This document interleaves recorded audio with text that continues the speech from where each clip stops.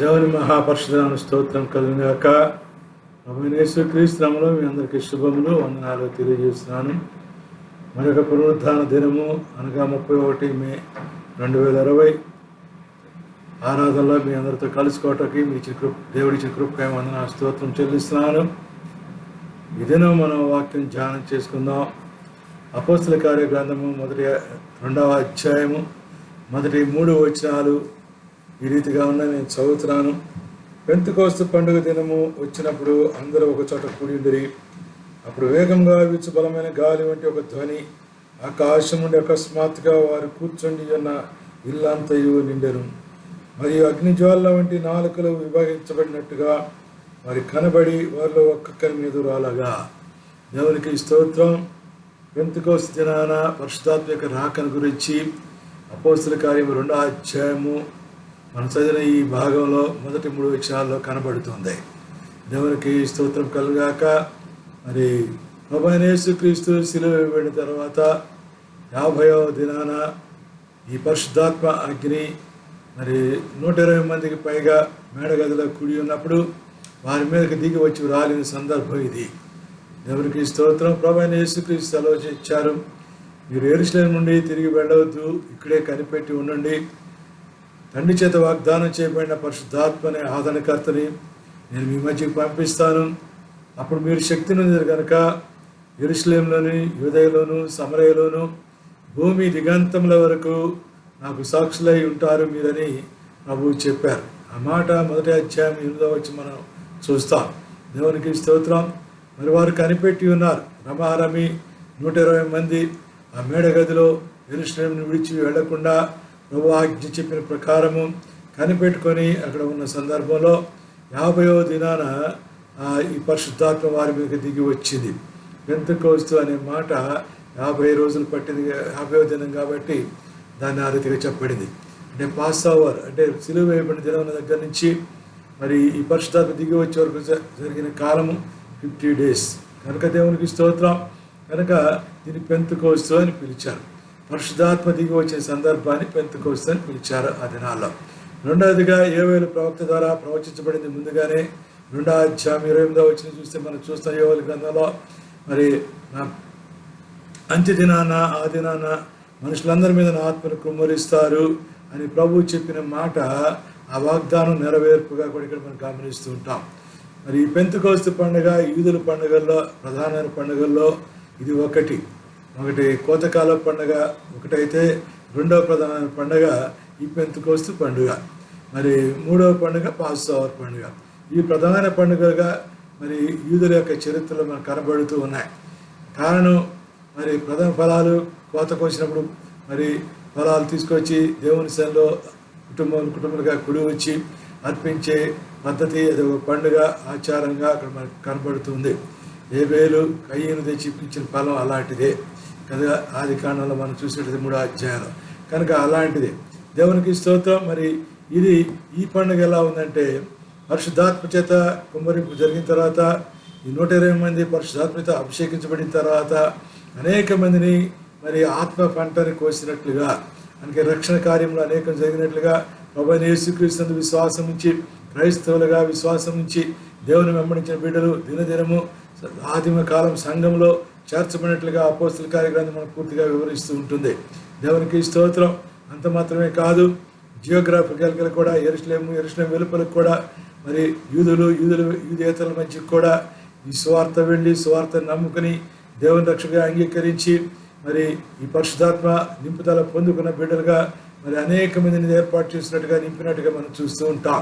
కనుక ఇది ఆత్మ ఫలముల పండుగ కనుక ప్రధానమైన పండుగ యూదుల చరిత్రలో మనకి ఈ పండుగ కనబడుతుంది. ప్రియులారా, దేవునికి స్తోత్రం కలుగాక. కాబట్టి ప్రపంచమంతట్లో ఆత్మ పంట కోయబడుతూ ఉంది నాటి నుండి నేటి వరకు.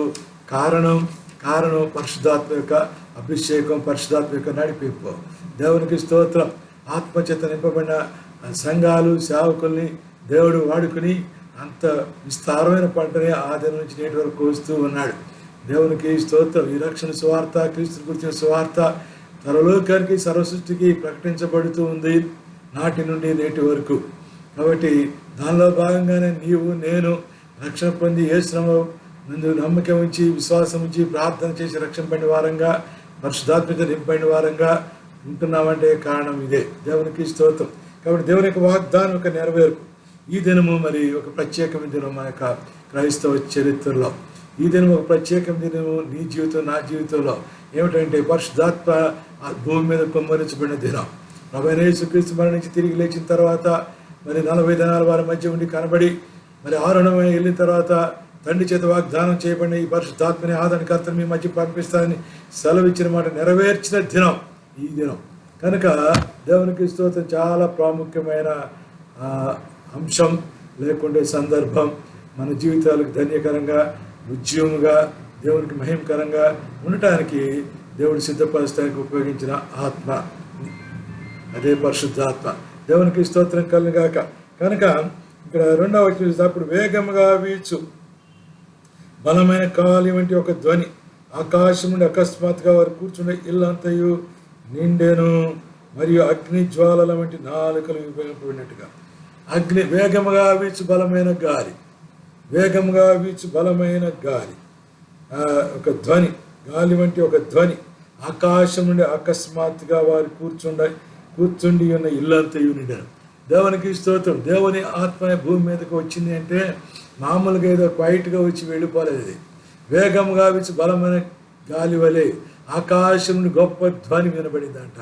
వీళ్ళరా గమనించండి, ఆకాశం గొప్ప ధ్వని వినబడిందంట.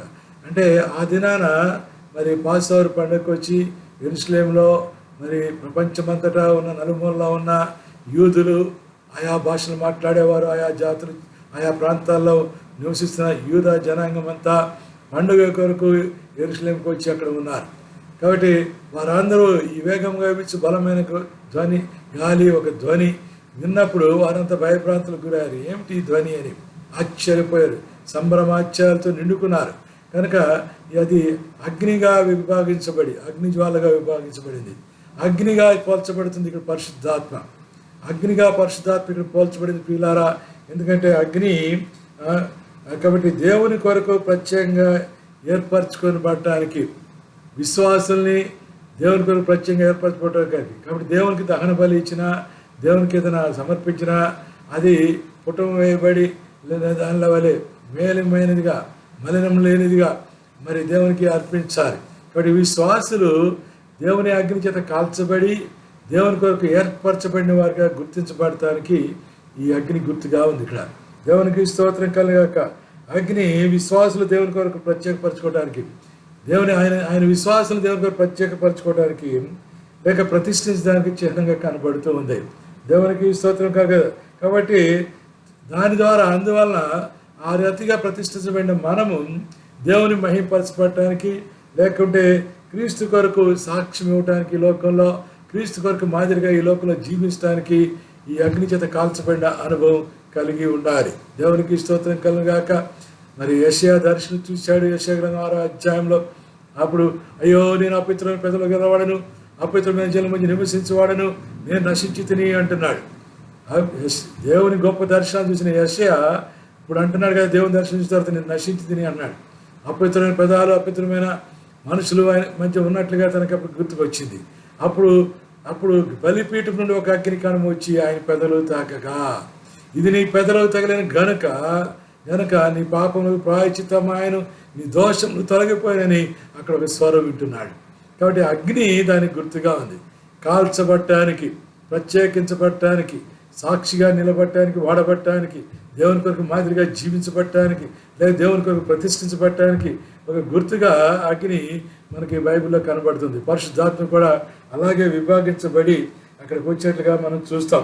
యోహాను సువార్త 16వ అధ్యాయం 13-14 వచనాలు చూస్తే ఈ రీతిగా మన ప్రియులారా, 13-14 వచనాలు. యోహాను సువార్త 16వ అధ్యాయము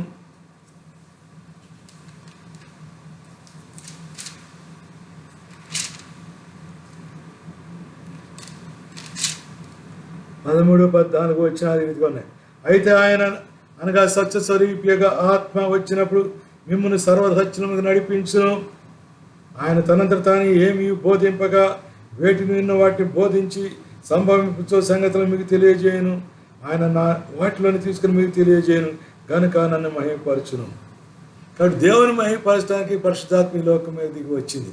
దేవుని మహిమపరచడానికి, దేవుడు మహిమపరచబట్టడానికి తన అందరి విశ్వాసుల ద్వారా, తన అందరి విశ్వాసం ఇచ్చిన వారి ద్వారా, వారిని ప్రత్యేకించడం ద్వారా, వారిని ప్రతిష్ఠించడం ద్వారా దేవుడు నా మహిమపరచబట్టడానికి ఈ పరిశుద్ధాత్మ దేవుడు ఈ లోకానికి దిగి వచ్చాడు. పిల్లారా, ఇది ఇక్కడ మనం గుర్తుంచుకోవాల్సిన అవసరం.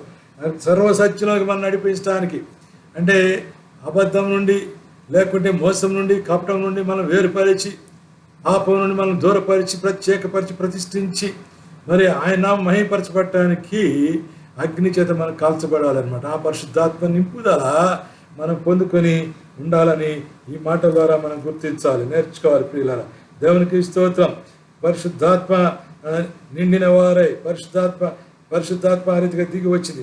కాబట్టి వారు పరిశుద్ధాత్మతో నిండుకునే వారై, 4వ వచనం మనం చూసినట్లయితే, 4వ వచనంలో ఇదే అపోస్తల కార్యం 2వ అధ్యాయం 4, అందరూ పరిశుద్ధాత్మ నిండిన వారై ఆత్మ వారికి వాక్శక్తి అనుగ్రహించిన కొలది అన్య భాషలతో మాట్లాడసాగిరి. పరిశుద్ధాత్మతో నిండిన వారై వారు ఆత్మచేత నింపబడ్డారు. ఇప్పుడు దేవుని ఆత్మచేత నింపబడ్డారు వారు. కాబట్టి ఎందరూ దేవుని ఆత్మచేత నడిపించబడతారో వారందరూ దేవుని కుమారులు అనబడుదురని రోమాపత్రిక 8వ అధ్యాయం 14వ వచనం మనకు తెలియజేస్తుంది. కాబట్టి దేవుని ఆత్మచేత నింపబడిన వారు దేవుని చేత నడిపించబడతారు, దేవుని ఆత్మచేత నడిపించబడతారు. ఆత్మ మనం నడిపిస్తుంది. అదే ఇక్కడ అంటున్నాడు కదా, సర్వసత్యంలోకి మేము నడిపిస్తాడు, సర్వసత్యంలోకి మేము నడిపిస్తాడు. మనం చదివాం కదా యోహాను సువార్త 16వ అధ్యాయం 13వ వచనంలో. అతడు వచ్చి మీకు సర్వసత్యంలో నడిపిస్తాడు. కాబట్టి దేవుని ఆత్మ మనం నడిపిస్తుంది. ప్రియులారా, దేవుని ఆత్మచేత నడిపించబడతాం. దేవుని ఆత్మతో నిండుకునే వారమై దేవుని వాగ్దానం నెరవేర్చటకు ప్రారంభం. ఇది దేవుని వాగ్దానం నెరవేర్చబడటానికి ప్రారంభం.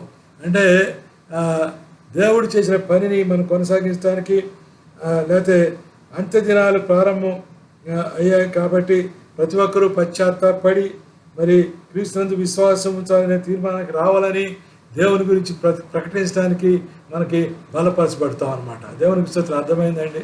మరలా చెప్తున్నాను, జాగ్రత్తగా వినండి. అంత్య దినాలు ప్రారంభమయ్యాయి. ఇప్పుడు మనం అంత్య దినాల్లో ఉన్నాం. మనం దేవుని దగ్గర అతి సమీపంగా ఉన్న దినాలు మనం ఉన్నాం. దానికి సంబంధించిన సూచనలు అనేక మనం చూస్తున్నాం. దేవుడు ప్రభువైన యేసుక్రీస్తు సెలవు ఇచ్చినవి అనేక మనం చూస్తున్నాం. అనగా అంత్య దినాల్లో మనం ఉన్నాం. ఏ గడియలోనైనా, ఏ క్షణంలోనైనా ప్రభు అయిన యేసు మరలా వచ్చి తండ్రి అయిన దేవునికి మనం తీసుకెళ్తాడని నిరీక్షణతో మనం ఎదురు చూస్తున్నాం. దేవునికి స్తోత్రం. కాబట్టి ఈ అంత్య దినాలు ప్రారంభమైనది గుర్తు ఈ పరిశుద్ధాత్మ నింపుదల, నడిపింపు. ఎందుకంటే ఈ లోకంలో దేవుని కొరకు మన సాక్షులుగా ఉండాలి, దేవుని మనం ప్రకటించాలి, దేవుని మన ఇతరులకు చూపించాలి.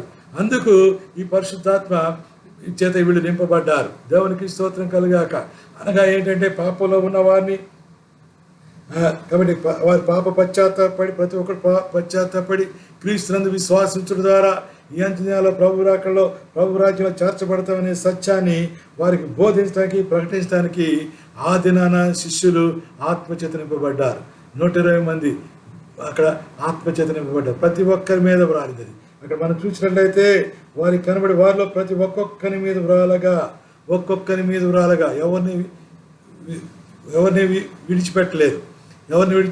దేవుడికి వ్యత్యాసం లేదు, తారతమ్యం లేదు, అందరూ సమానులే ఆయనకి. కాబట్టి అక్కడ ఎవరైతే కనిపెట్టి ఆయన పరిశుద్ధాత్మ కొరకు కనిపెట్టి మేడగదిలో ఉన్నారో వారందరి మీద వ్రాలింది. కాబట్టి ఈ అంత్య దినాల్లో మరి ఇంకా ఆదరణకర్త అయిన ఆత్మను పొందుకొని వారు ఎవరైనా ఉంటే వారు ఏం చేయాలంటే దేవునిలో ప్రార్థించి నీ ఆత్మ నింపుదలను కలిగించి కనిపెట్టాలి. వీళ్ళు 50 దినాలు కనిపెట్టారు. ప్రభు అయిన యేసుక్రీస్తు మరణించి తిరిగి లేచిన తర్వాత 40 దినాలు వీరు కనబడుతూ వచ్చాడు. ఆయన ఆరోహణమై వెళ్ళిన తర్వాత 10 దినాలకి ఈ ఆదరణకర్త అయిన పరిశుద్ధాత్మ వారి మీద దిగి వచ్చింది. కనుక 10 దినాలు అయితే వాళ్ళు ఈ మేడగదిలోనే కనిపెట్టారు. అంతకుముందు ఎక్కడున్నా ప్రభువుకి వచ్చినప్పుడు ప్రభుని కలుసుకుంటున్నా, ప్రభు చెప్పిన మాటలు జ్ఞాపకం చేసుకుంటూ ఆదరణకర్త కనిపెడుతూ ఉన్నారు. కానీ ఆయన ఆరోహణమై వెళ్ళిపోయిన తర్వాత మరి ఎక్కువగా అప్పుడు ప్రభు చెప్పారు కదా, మీరు ఇక్కడి నుంచి వెళ్ళదు, ఇక్కడే ఉండండి, నేను వెళ్ళి పంపిస్తా అని. సో 10 దినాల తర్వాత 40 దినాలకి ఆయన ఆరోహణమై వెళ్తే 10 దినాల తర్వాత సుమారుగా రమారమి 10 దినాల తర్వాత ఆదరణకర్త పరిశుద్ధాత్మ వారి మీద దిగి వచ్చింది. దేవునికి స్తోత్రం. కాబట్టి ప్రభు సన్నిధిలో దేవుని ఆత్మ పొందుకోవడానికి కనిపెట్టడి వారంగా మనం ఉండాలని ఈ వాక్యం ద్వారా మనం జ్ఞాపకం చేసుకోవాలి. ఇంకా అనుభవం లేకపోతే, అంటే నేను పొందుకోనండి ఆత్మ అని అంటే సరిపోదు. పొందుకున్నావు నిజమే, దేవునికి స్తోత్రం కలగా. కానీ ఇంకో సందర్భం కూడా మనం జ్ఞాపకం చేసుకోవాలి. ఈ అపోస్తల కార్యం మనం చూసినట్లయితే ఆయా సందర్భాల్లో ఆయా సందర్భాలకి అవసరం అయిన రీతిగా పరిశుద్ధాత్మ దేవుడు వచ్చి వారు నింపుతూ ఉన్నాడు. ఎందుకంటే పేతురు నిలబడి ప్రసంగం చేస్తే 3,000 మంది రామారామి సంఘంలో చేర్చబడ్డారు. ఈ దినాన పెంతెకొస్తు దినాన. ఆ తర్వాత పేతురు యోహాను ప్రసంగం చేస్తే 5,000 మంది సంఘంలో చేర్చబడ్డారు. ఆ రీతిగా సంఘంలో వేల కొలది చేర్చబడుతున్నారు. అందరూ సమిష్టిగా కూర్చుని దేవుని ఆరాధిస్తూ ఉన్నారు. విస్తరిస్తూ ఉంది సంఘం. కాబట్టి ఎక్కడ పరిశుద్ధాత్మ యొక్క బలం అవసరమో అక్కడ దేవుడు వారిని నింపుతూ ఉన్నాడు.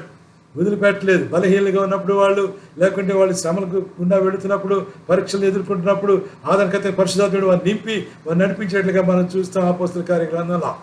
దేవునికి స్తోత్రం కలగాక. అంత మాత్రమే కాదు, దాన్ని సంఘము సంఖ్యాపరంగా విస్తరించడమే కాదు, జియోగ్రఫికల్లీ కూడా ఆయా ప్రాంతాలు కూడా విస్తరిస్తూ వెళ్ళింది. ఎలా విస్తరించింది అంటే అది పరిశుద్ధాత్మ కార్యము. మొదటి ఉదాహరణకు మనం తీసుకున్నట్లయితే కొర్నేలి ఇంటికి ఎందుకు వెళ్ళాడు పేతురు? ఎందుకు వెళ్ళాడు? పంపించబడ్డాడు దేవుని చేత. ఊరికే తను వెళ్ళలేదు, పంపించబడ్డాడు. అన్యుల మధ్యకి వెళ్ళి స్వార్థ ప్రకటించడానికి మరి పేతురు బోధించబడి తండ్రి అని దేవుని చేత పంపించబడ్డాడు. అదే సమయంలో కొర్నేలి కూడా దర్శనం ద్వారా దేవుడు చూపించి పిలుపు పంపించుకోమన్నాడు. కాబట్టి అన్యులు అనేక మంది కొర్నేలి ఏంటంటే అక్కడ కూడా దేవుని ఆత్మ దిగి వచ్చింది. వారు కూడా అన్ని భాషలో మాట్లాడసాగారు. వీరికి బాప్తిసం ఇవ్వకుండా నీటికి ఆటంకపరిచేది ఎవరని పేతురు అడుగుతున్నాడు అక్కడ తనతో వచ్చిన యూదులతో. దేవునికి స్తోత్రం కలగాక. కనుక గమనించండి, ఈ ఆదరణకర్త పరిశుద్ధాత్మ నింపుదల అనుదినము అనుక్షణము మనం పొందుకుంటూనే ఉండాలి. అప్పుడే దేవుని సువార్త కొరకు, దేవుని నామ మహిమ కొరకు, దేవుని కొరకు సాక్షులుగా ఉండడానికి మనం వాడబడతాం, బలంగా వాడబడతాం. అపోస్తుల వలె అపోస్తులు అట్టి విధంగానే వాడబడ్డారు. ఆదిమ సంఘంలో మరి అపోస్తులైన దేవుని శిష్యులు అట్టి విధంగానే వాడబడ్డారు. పిల్లరా, దేవునికి స్తోత్రం కలుగాక. కనుక ఈ ఆదరణకర్త పరిశుద్ధాత్మ నింపుదల అందు నిమిత్తం అని ఇక్కడ మనం గమనించాలి. అయితే నశించిపోయే వారిని మరి దేవుని నీతి తీర్పు అనే విషయమై ఒప్పించడానికి, దేవుని నీతిని గురించి, పాపను గురించి, మరి తీర్పుని గురించి ఒప్పింపజేయడానికి పరిశుద్ధాత్మ మనకి సహాయం చేస్తుంది. దేవునికి స్తోత్రం. కనుకనే పేతురు నిలబడి ప్రసంగిస్తే అయ్యలారా మేమేం చేయాలి అనే వాళ్ళు అడిగినప్పుడు, ఈ పరిశుద్ధాత్మ నింపుదల వచ్చినప్పుడు అడిగిన 38వ వచనం చూస్తే మనకు తెలుస్తుంది. మీరు మీ ఇంటి వారిని యేసునామములో ప్రార్థించండి, రక్షణ పొందండి, అప్పుడు మీరు పరిశుద్ధాత్మ అనే వరాన్ని పొందుకుంటారు అన్నాడు. దేవునికి స్తోత్రం కలుగాక. కాబట్టి పరిశుద్ధాత్మ వరం పొందుకోవాలంటే దేవుని నీతిని గురించి, పాపం గురించి, తీర్పుని గురించి ఒప్పింపజేస్తుంది దేవుని ఆత్మ. కాబట్టి అది ఎలా ఒప్పింపజేస్తుంది దేవుని నీతి గురించి? కాబట్టి ఆయన భక్తులు, ఆయన సేవకులు నిలబడి మాట్లాడుతున్నప్పుడు మరి ఆ 11 మందితో కలిసి ఆయన లేచి నిలబడి మాట్లాడటం మొదలుపెట్టాడు. పేతురు మాట్లాడుతుంటే మేమేం చేయాలని అడిగినప్పుడు, నువ్వు యేసునామములో ప్రార్థించు, రక్షణ పొందని పరిశుద్ధాత్మ వరాన్ని పొందుకుంటావు అన్నాడు. కాబట్టి పరిశుద్ధాత్మ వరాన్ని పొందుకోవాలి అంటే యేసునామములో ప్రార్థన చేయాలి. ఏం ప్రార్థన చేయాలి? పాపం గురించి ఒప్పుకోవాలి, దేవుని నీతిని గురించి ఒప్పుకోవాలి, దేవుని యొక్క మరి తీర్పు గురించి ఒప్పుకోవాలి. ఒప్పుకొని ఆయన తీర్పులోకి ఆయనకు లోబడి ఆయన యొద్దకు వస్తే ఆయన మనకి రక్షణ ఇస్తాడు, పరిశుద్ధాత్మని నింపుదలని ఇస్తాడు. అక్కడ పేతురు చెప్పి ఆ దినము 3,000 మంది అప్పటికప్పుడు సంఘంలో చేర్చబడ్డారు, రక్షణ పొందారని మనం అక్కడ చూస్తున్నాం వాక్యంలో. దేవునికి స్తోత్రం కనుక పిల్లారా ఒప్పింప చేయడానికి పరిశుద్ధాత్మ నింపుదల వారి మీదకి వచ్చింది. ఆ ఒప్పింపజేసే శక్తిని పొందుకున్నారు అపోస్తులు. అది 120 మంది పొందుకున్నారు. అక్కడ 120 మంది పొందుకున్నారు. 120 మంది పొందుకుంటే ఒక్క ఆ దినాన్ని 3,000 మంది పరిశుద్ధాత్మ పొందుకున్నారు. మళ్ళీ మీరు చూసినట్టయితే ఆ 120 మంది ఇచ్చిన సాక్ష్యాన్ని బట్టి, వారు అన్య భాషలో మాట్లాడుతుంది విన్నదాన్ని బట్టి, దేవుని శక్తిని వారు ప్రసంగం ద్వారా విన్నదాన్ని బట్టి, వారు పాపం గురించి దేవుని యొక్క ఆత్మ ఒప్పింపజేసింది. వాళ్ళు దేవుని నీతిని ఒప్పుకున్నారు కాబట్టి నీతి మూలంగా బాప్తిసం పొందినారు. దేవునికి స్తోత్రం కలగాక. ఆయన తీర్పుకు భయపడి బాప్తిసం పొందారు, శిష్యులయ్యారు. హల్లెలూయా. దేవుని ఆత్మను పొందుకున్నారు. దేవునికి స్తోత్రం. అది పరిశుద్ధాత్మ శక్తి. ఈ బలము వారికి అనుగ్రహిస్తుంది. అందుకే అంటాడు, అప్పుడు మీరు శక్తి నొందెదరు కనుక యూదయలోను సమరయలోను యెరూషలేములోను సమరయంలోను భూదిగంతంలోకి నాకు సాక్షులై ఉంటారు. కాబట్టి ఈ పరిశుద్ధాత్మ శక్తి వారు పొందుకున్నారు. అది దేవునికి స్తోత్రం.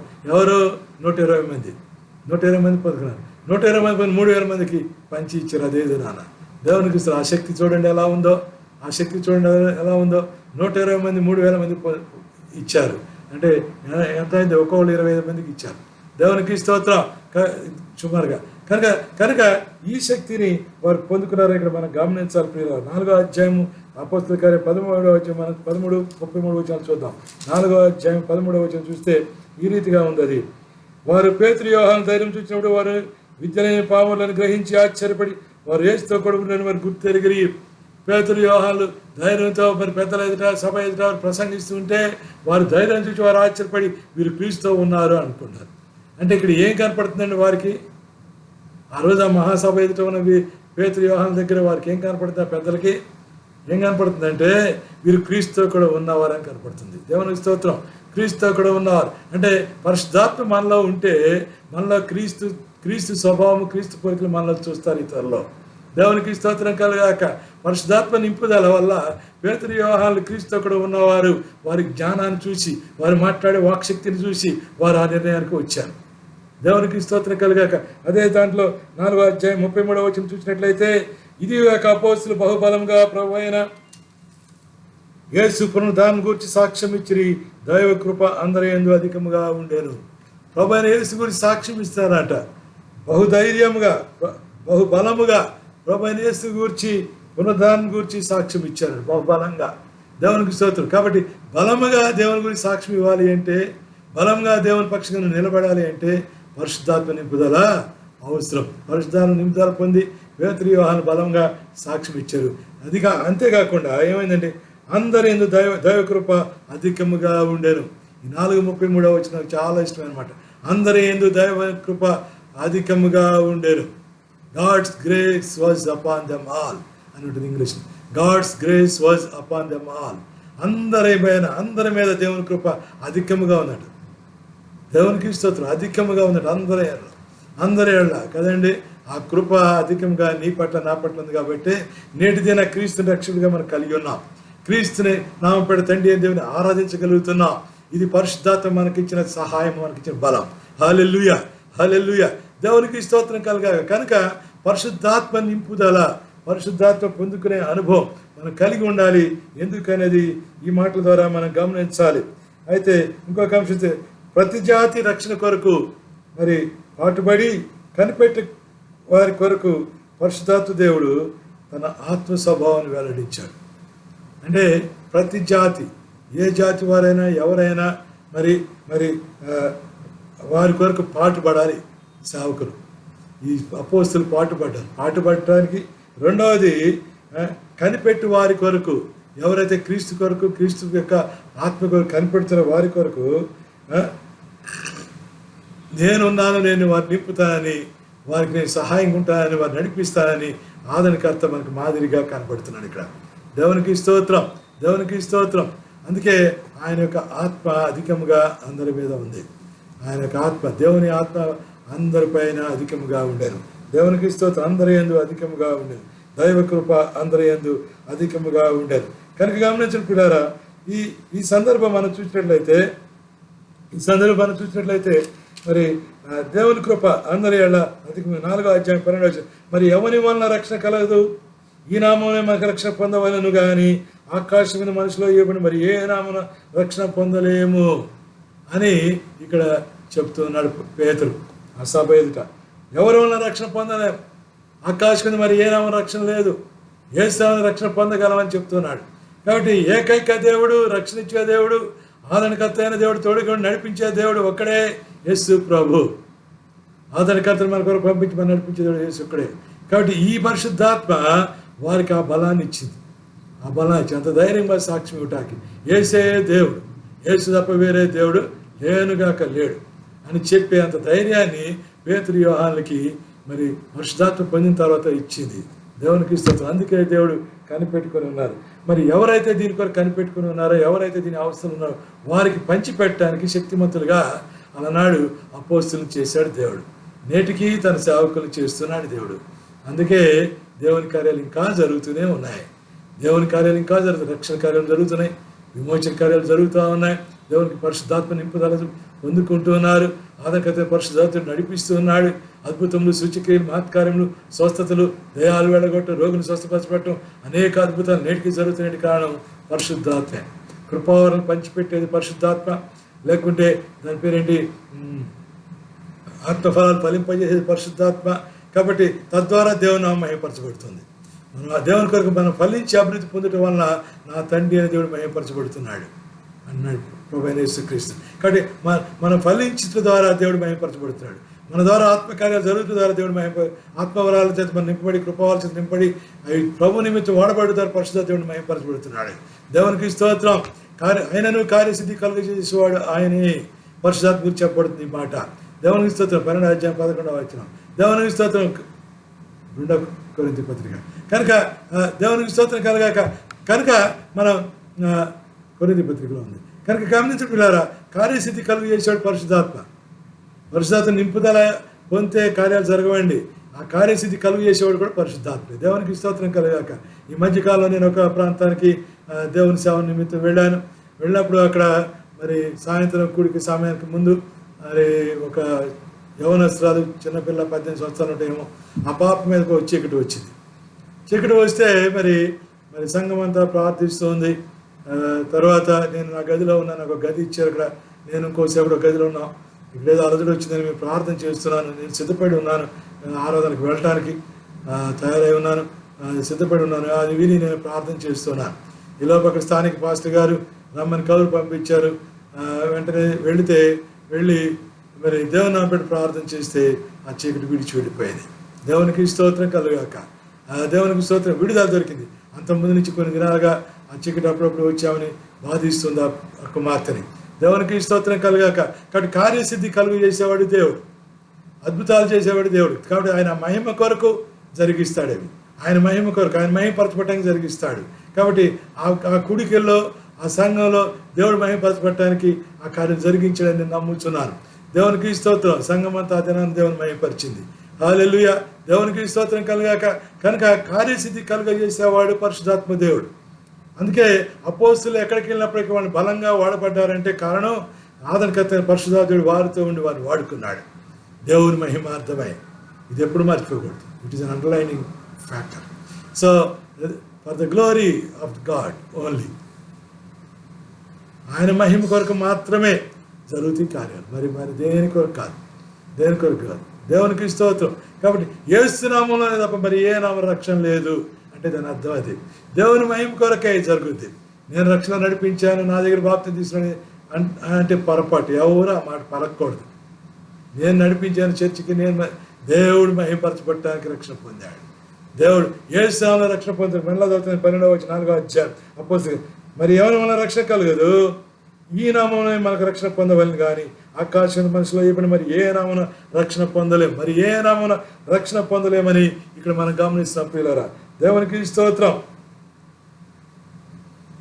కాబట్టి శిష్యులు దేవుని పరిచారకులు అయ్యారు పరిశుద్ధాత్మ నింపడం ద్వారా. అంతకుముందు వాళ్ళు దేవుని పరిచారకులుగా లేరు. దేవుడు వెళ్ళమంటే వెళ్ళారు, పనిచేశారు, వచ్చారు. కానీ ఇప్పుడు independently they become the servants of God. ఎలాంటి సర్వెంట్స్, ఎలాంటి సేవకులు, ఎలాంటి పరిచారకులు? ప్రభువైన యేసుక్రీస్తు మరి ఆరంభించి కొనసాగించిన పరిచర్యని వారు కొనసాగించడానికి మరి పరిచారకులయ్యారు. క్రీస్తు పరిచర్య చేశాడు ఈ లోకానికి వచ్చి. పాప పశ్చాత్తాపం గురించి చెప్పాడు, రక్షణ గురించి చెప్పాడు, బాప్తిసం గురించి చెప్పాడు, మారు మనసు గురించి చెప్పాడు, దేవుని రాజ్యం గురించి చెప్పాడు, రాజ్యంలో ఉండే పరిస్థితుల గురించి చెప్పాడు, రాజ్యంలో ఉండే ఆనందము, సంతోషం, ఆశీర్వాదం గురించి చెప్పాడు, రోగులు స్వస్థపరిచాడు, దయాలను వెలగొట్టాడు, అదేంటి బంధితులను పీడితులను విడిపించాడు, అనేక కార్యాలు చేశాడు. కాబట్టి ఆ పరిచర్యను కొనసాగించడానికి అభిషేకించబడ్డారు ఈ పరిశుద్ధాత్మ ద్వారా శిష్యులు. దేవునికి స్తోత్రం. కాబట్టి దేవుని పరిచర్యలో కొనసాగాలన్నా, దేవుని పరిచర్యలో క్రీస్తు వలె ఓడబడాలన్నా, దేవుని పరిచర్యలో కొనసాగాలంటే పరిశుద్ధాత్మ అభిషేకం కావాలి. ప్రభు అంటున్నారు కదా, నా యందు విశ్వాసం ఉంచండి, నాకంటే గొప్ప కార్యాలు చేస్తానన్నాడు. కాబట్టి నేను చేసిన కార్యాలు చేస్తాడు, అంతకంటే గొప్ప కార్యాలు చేస్తాడు అన్నాడు. పరిశుద్ధాత్మ కూడా నా యందు పొందుకునే మీకు చెప్తాడు, ఇంకా కొత్త విషయాలు కూడా నన్ను అడిగి తెలుసుకుని మీకు చెప్తాడు అన్నాడు. కాబట్టి సమస్తము దేవుని యొక్క ఆధీనంలో పరిశుద్ధాత్మ ద్వారా మనకు ఇవ్వబడుతున్నాయి. దేవుని యొక్క ప్రణాళికలో, దేవుని యొక్క ఉద్దేశంలో, దేవుని యొక్క చిత్త ప్రకారం మనకు ఇవ్వబడుతున్నాయి. వాటిని దేవుని మహిమ కొరకు మనం వాడాలి ప్రియులారా. ఇక్కడ మనం గమనించాల్సిన అంశం అదే. వాటిని దేవుని మహిమ కొరకు మనం వాడాల్సిన వారమై ఉన్నాం. కనుక ఇక్కడ శిష్యులు ఆయన పరిచర్య కొరకు పరిచారకులు అయ్యారు. ఆత్మచేత పరిచారకులయ్యారు. 2వ అధ్యాయంలోని 38, 39 వచ్చాను చూస్తే మరి ఈ రీతిగా ఉన్నాయి అవి. 38 పేతురు, మీరు మారు మనసు పొంది పాపక్షమతో ప్రతివాడు యేసుక్రీస్తును బాప్తిసం పొందిడి, అప్పుడు మీరు పరిశుద్ధాత్మని వారిని పొందుదురు. ఈ వాగ్దానం మీకును మీ పిల్లలకును దూరస్తులందరికీ, అనగా ప్రభు అయిన దేవుడు తన ఎదుర్కొ పిలిచిన వారందరికీ చెందిన వారితో చెప్పింది. మీకు మీ పిల్లలకు మీ దూరస్తులందరికీ కూడా ప్రభు అయిన యేసు క్రీస్తు తన ప్రభు అయిన అనగా ప్రభు అయిన మన దేవుడు తన యొద్దకు పిలిచిన వారందరికీ చెందినది ఈ వాగ్దానం. పిలిచిన వారందరికీ చెందినది ఈ వాగ్దానం. దేవునికి స్తోత్రం కలుగాక. కనుక ఇక్కడ గమనించాల్సి ఏంటంటే దేవుడు అందరికీ పరిశుద్ధాత్మ ఇస్తా అంటున్నాడు. ఏ భేదం లేదు, అన్యులని లేదు, క్రైస్తవులని లేదు, అందరికీ పరిశుద్ధాత్మ ఇస్తారు. ఎవరికి? యేసుక్రీస్తు నామములో పాపాన్ని ఒప్పుకుని రక్షణ పొందిన వారందరికీ పరిశుద్ధాత్మ వరాన్ని ఇస్తాడు. ఏ భేదం లేదు. కాబట్టి అది ఇది ఈ పదాన్ని పెంతెకొస్తు పొందారు. ఈ వరాన్ని వాళ్ళు పెంతెకొస్తు పొందుకున్నారు. ఏ వరాన్ని? ఇతరులకి పరిశుద్ధాత్మను పంచి ఇచ్చే వరాన్ని. దేవునికి స్తోత్రం. పెంతెకొస్తు దినాన్ని వారు పొందుకున్నారు ఈ వరాన్ని. హల్లెలూయా. కాబట్టి భూమి మీద ఆయన చేసిన పరిచయాన్ని కొనసాగించడానికి ఈ శిష్యులు అభిషేకించబడ్డారు ఈ పరిచర్య ద్వారా. దేవునికి స్తోత్రం. ఎలా అభిషేకించబడ్డారండి? 3వ అధ్యాయం మనం చూస్తాం. పేతురు, యోహానులు మరి శృంగారం అనే దేవాలయానికి ఎక్కి వెళుతున్నారు. ఎక్కి వెళుతుంటే అక్కడ పుట్టినప్పటి నుంచి క్రిపుల్డ్ ఫెలో, కాళ్ళు చేతులు మరి క్రిపుల్డ్ ఉన్నవాడు, కుంటివాడు దేవాలయం గవిని దగ్గర కూర్చుండబెట్టబడ్డాడు. అతను భిక్షమాటం చేసుకుంటున్నాడు. పేతురు, యోహానులు వచ్చినప్పుడు వారి వైపు అతను తేరు చూస్తే పేతురు అంటున్నాడు కదా, వెండి బంగారం మా యొద్ద లేవు, కానీ మా యొద్ద ఉన్నదే నీకు ఇస్తున్నాం, నువ్వు లేచి నడవమన్నాడు. అతడు వెంటనే లేచి దిగ్గును లేచి నడిచి గంతులు వేస్తూ వారితో కలిసి దేవాలయంలో ప్రవేశించాడు. ఎంత గొప్ప కార్యం! నా యందు విశ్వాసించాడు, మాకంటే గొప్ప కార్యాలు చేస్తాడు. దేవునికి అతడు వెళ్ళి లోపలికి వెళ్ళి దేవుని మహిమపరిచాడు. అతను చూచిన వారు, అతను గుర్తించిన వారు, అతడు భిక్షాటన చేసుకోవడం, ఈవిడేంటి నడవలేనివాడు, లేవలేనివాడు వచ్చి దేవాలయంలో గంతులు వేస్తున్నాడు, దేవుని స్తుతిస్తున్నాడు, ఏమైంది ఇతనికి అని సంబరం ఆశ్చర్యపడిపోతున్నారు. దేవునికి స్తోత్రం. కనుక ఆయన విడిచిపెట్టిన పరిచయాన్ని కొనసాగించడానికి దేవుని ఆత్మచేత మనం అభిషేకించబడిన ప్రియులారా, దేవునికి స్తోత్రం కలుగాక. సువార్త ప్రకటించడానికి, మాదిరిగా ఉండటానికి, సాక్ష్యం ఇవ్వటానికి బలంగా పేతురు, యోహాను వలె, శిష్యుల వలె కదండి పరిశుద్ధాత్మ చేత నింపడిన వారంగా ఇవ్వడానికి మనం పిలువబడిన వారం. దేవునికి స్తోత్రం కలుగాక. కాబట్టి ఆయన వారు అన్య భాషల్లో మాట్లాడసాగారు చివరికి. అప్పుడు మరి అక్కడ ఉన్న వాళ్ళంతా విభ్రాంతిపోతారు. ఇల్లేంటి మన భాషలో మాట్లాడుతున్నారు, ఎవరికి వాళ్ళు మన భాష మాట్లాడతారు, ఏమైంది వీళ్ళకి అని ఆశ్చర్యపోతున్నారు. దేవునికి స్తోత్రం కలుగాక. ఇది దేవుడిచ్చిన శక్తి, వాక్ శక్తి అని పేతురు వివరిస్తున్నాడు. దేవుడిచ్చిన వాక్శక్తి కొరది వారు మాట్లాడుతున్నారు, కానీ మద్యము తాగి కాదు, చిత్రమైన మద్యం తాగి కాదు అని పేతురు నిలబడి ప్రసంగిస్తూ మరి యేసుక్రీస్తు గురించి, ఆయన మరణ పునరుద్ధానాల గురించి సాక్ష్యం ఇచ్చేట్టుగా మనం చూసాం, జ్ఞాపకం చూస్తున్నాం కూడా కొన్ని విషయాలు. దేవునికి స్తోత్రం కలుగాక. కనుక పిల్లలు ఇప్పుడు మనం గమనించాల్సిన అంశం ఏమిటంటే పరిశుద్ధాత్మ, పెంతెకొస్తు దిన పరిశుద్ధాత్మ దిగి వచ్చి వారి మీద వారి శక్తి పొందారు. యేసు కొరకు సాక్షులు ఉన్నారు భూమి దిగంతం వరకు. నీవు నేను కూడా పరిశుద్ధాత్మ శక్తిని పొంది దేవుని కొరకు సాక్షులుగా ఈ ఎంత దినాల్లో ఉండాలని ప్రభు చిత్తమైనది, ప్రభు కోరికైనది.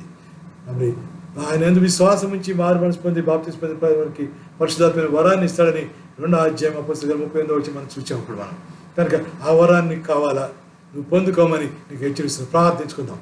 కావలసిన వారంతా కూడా మీ హృదయంలో కావాలని అడగడం మీ నిమిత్తం ప్రార్థిస్తున్నాను. ప్రభా నీకు వందనాలు, పరిశుద్ధ నీకు వందనాలు తండ్రి. నీ పరిశుద్ధాత్మ వరాన్ని ప్రతి ఒక్కరిని నింపమని ప్రార్థిస్తున్నాను. నీ నామపేట బాప్తిసం పొంది విశ్వాసం ఇచ్చిన ప్రతి బిడ్డకి ఈ పరిశుద్ధాత్మ వరాన్ని మీరు అనుగ్రహించి బుద్ధిగంతంలోకి నీకు సాక్షిగా నిలిచి ఉండడానికి మీరు శక్తిని అనుగ్రహించమని ప్రార్థిస్తాను. దేవానికి స్తోత్రం. ఎవరైతే ఇంకా మారు మనసు పొంది అన్యులుగా ఉండి నిన్ను అంగీకరించిన వారికి ఉన్నారో వారికి కూడా ఈ పరిశుద్ధాత్మ వరాన్ని ఇచ్చి మీరు నింపి తండ్రి మీ పరిశుద్ధాత్మ వరంతో నింపి నడిపించమని ప్రార్థిస్తాను. దేవానికి స్తోత్రం. తండ్రి యెరూషలేములోని యూదేయులోని సమయంలో భూమి దిగంతంలోకి నాకు సాక్షులు ఉంటారు మీరు చెప్పిన మాట ప్రతి ఒక్కరి జీవితం నెరవేరినట్లుగా తండ్రి మీ అందరూ విశ్వాసించేవారు నీ ఆత్మశక్తి కొలది మీరు ఇచ్చిన కృపవాళ్ళ చొప్పున అనేక గొప్ప కార్యాలు, ఆశ్చర్యకాలను భూమి మీద జరిగించినట్లుగా మీరు అనుగ్రహించమని సమస్త ఘనత ప్రభావాలు మీకు ఆరోపిస్తూ మీ కృపాస్థల బిడ్డలను అప్పగిస్తూ ఎవరైతే ఈ ఆత్మ నింపుదల కావాలని ఈ స్థలంలో ఆశపడుతున్నారో వారందరిపై మీ ఆత్మ వర్షాన్ని కుమ్మరించమని, అగ్ని జ్వాలగా విభాగించబడి వారందరూ నింపమని యేసు నామములో ప్రార్థించి వేడుకొంచున్నాము తండ్రి. ఆమేన్. యేసు రక్తమే ఇచ్చి యేసు రక్తమే ఇచ్చి యేసుకి సంపూర్ణ జీవితం. ఆమేన్. తండ్రి అయిన దేవుని ప్రేమ, కుమారుడైన యేసుక్రీస్తు వారి కృప, పరిశుద్ధాత్మ సహవాసం పొడిచిన మనకందరికి సకల పరిశులకు ఇప్పుడు ఎల్లప్పుడు సదాకాలం తోడయుండి నడిపించునుగాక. ఆమేన్. Praise the Lord. దేవునికి స్తోత్రం.